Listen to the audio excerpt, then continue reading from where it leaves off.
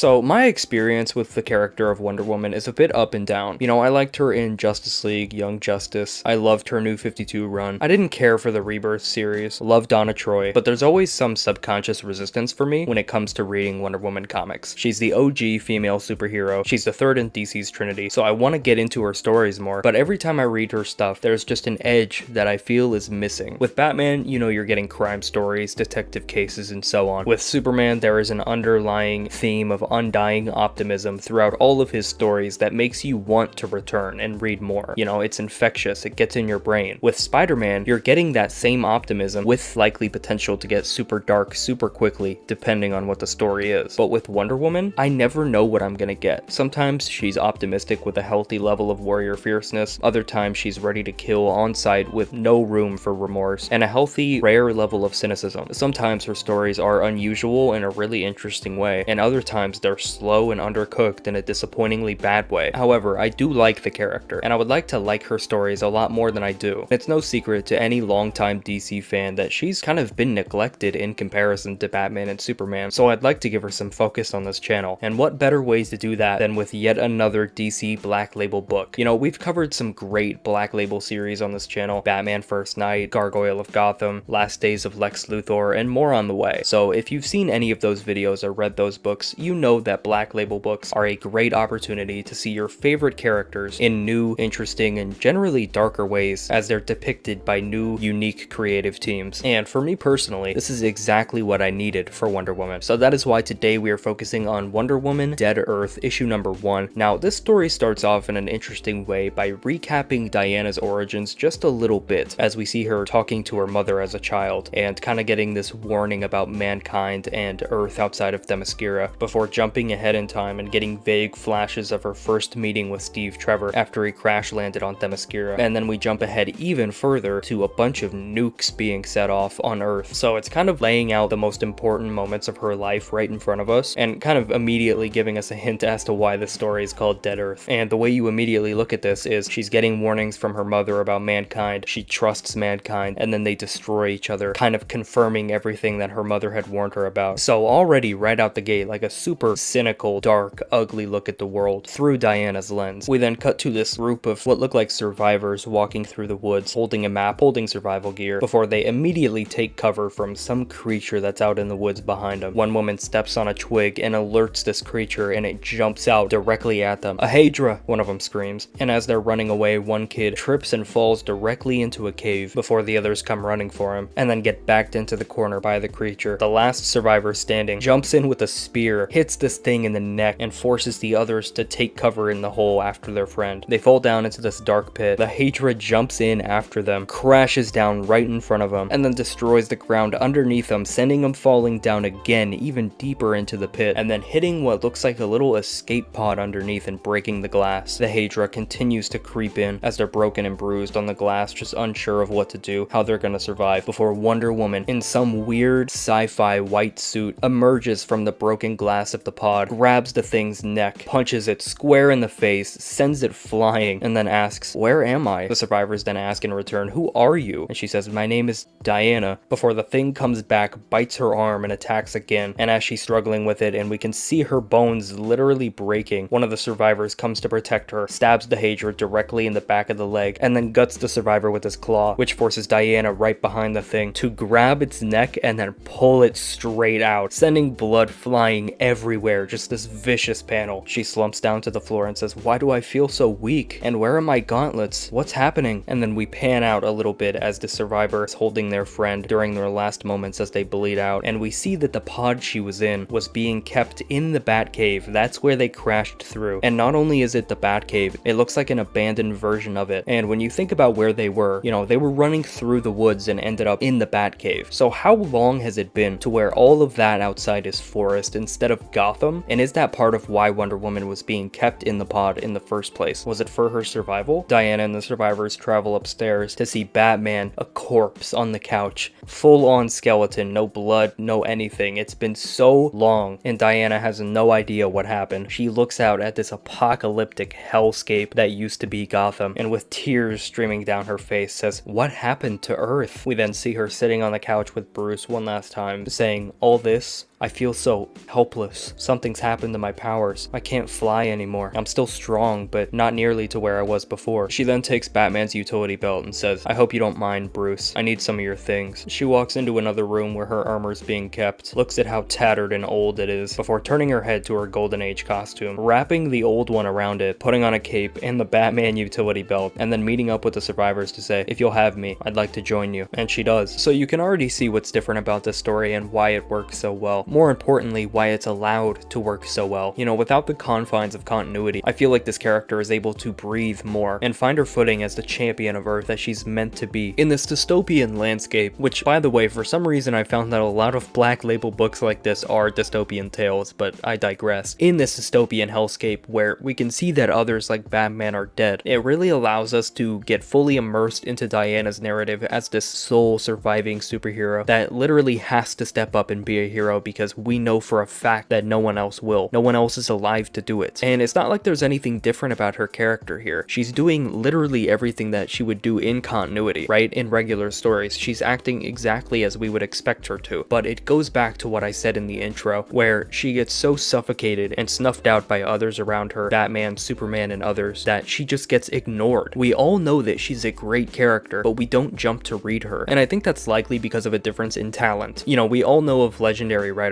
who have worked on Batman and Superman. Grant Morrison, Mark Waid, Peter Tomasi, Jim Starlin, John Byrne, Scott Snyder, and so on. I could go all day. But Wonder Woman? If you couldn't say George Perez, how many others are there? Like, how long is that list in comparison? When there aren't that many well-known great writers just hitching their wagon to the character, jumping for the opportunity to write for her, it creates a lack of faith in that character. But when you read a truly good story, you're reminded that she is good and can thrive. And that's something that I think this story does very, very well. She follows them across the dead earth, day and night, across countless terrains, passing all the ruins on her way, before they take her to this mini little fortress saying, Diana, welcome to Camp New Hope, one of the last remaining human cities. They then stick a needle right into her neck before saying, I'm sorry. One of the survivors says, this is wrong, and the other answers, I told you, Tao, we can't go back empty-handed. We then get a look at this ruler of this small civilization as he says, ah, Dee, back from the hunt. What have you brought me? The woman says, Captain, I've brought you an exotic warrior found on the outskirts of Old Gotham. The ruler then starts caressing Diana's hair, saying, how beautiful. Dee, you and your brigands have done well. Extra rations for the scouts and their glorious find. I think I'll take this one as my new wife. The only moral survivor, Tal, steps in again and says her name is, and the ruler slaps him across the face, saying, I'm talking, whelp, before he feels a grab on his throat. And Diana throws him across the room, saying, I will be no man's wife. Kicks the table at the survivors and says, my name is Diana. I am an Amazon, and I command you to, before getting absolutely bashed in the face and thrown in a dungeon cell. So far, Camp New Hope isn't looking very hopeful. We then flash back to young Diana talking with her mother again, saying, I built this place to protect you, to protect all the Amazons. Where I come from, there were forces trying to usurp what I had built, what I had made. Diana then looks up at the painting of her mother, saying, what did they do to you? She says, they pretended to love me, and then betrayed me. But then I found this island, this secluded part of Earth. It is safe from both men and gods. The world beyond this paradise, the cities of men, mirrors of gods above who abused us. Humanity is just like Zeus and his fellow deities, treacherous, selfish, untrustworthy. Never leave, Diana. This place is a refuge for those who cannot afford to trust the world of man. We then see the survivor Dee talking to Diana and herself, saying, sorry about that. It's nothing personal. It's about survival. I have people to look out for. A sister, not to mention Tao and Ed Dog and Jonesy. She then looks down in shame, and Diana says, it's alright. I don't blame you. And Dee smiles and says, ha, very noble of you. And Diana says, no, not noble. It's because I love you. Dee gives her a weird look and says, what are you on? Love? Diana says, when I was much younger, I met someone. The first real person from your world I'd ever encountered. We then flash back to Steve Trevor. He was breathtaking. Not in the way you might think. I don't speak of sensual attraction or emotional bonds. What I saw in his eyes struck me. Part fear, part curiosity, part kindness. I saw in his eyes a willingness to try new things, like a child. It was because of him that I fell in love with people. It's why I fight for them. Why I fight for you, even while I'm imprisoned here, even when you betray me. Dee gets real close to the bars and says, you're crazy. Who are you to talk about love? You don't even know me. Nobody can live like you say. It's inhuman. Diana then looks up at her and smiles and says, exactly. We then hear a bang on the walls, and the guards come in saying, move aside, Dee. The pit awaits. And in the most Thor Ragnarok, Planet Hulk turn of events, they take her to an arena full of people from this dystopian civilization. They pit her against another fighter, and it is none other than a deformed, dystopian version of Cheetah herself, the classic Wonder Woman villain, still alive in this society. Cheetah then charges at her and Diana says, "Wait, wait," before taking a huge punch to the face with what are literally cheetah fists. Like, what the hell is she? We then see the guards on the watch of the wall looking out into the world, hearing a rumbling and a crowd coming through saying, "Oh no, there's a horde spotted to the east. Sound the alarm." And we see these weird bird-like reptilian creatures, almost like raptors, coming through, jumping and climbing over the wall and attacking the soldiers. It's an all-out war inside the wall and outside. Diana continues to try to not fight Cheetah and get through to her, saying, "Barbara, stop, it's me," and taking another punch. She then kicks back and says, "Stop," which snaps her out of it. Barbara says,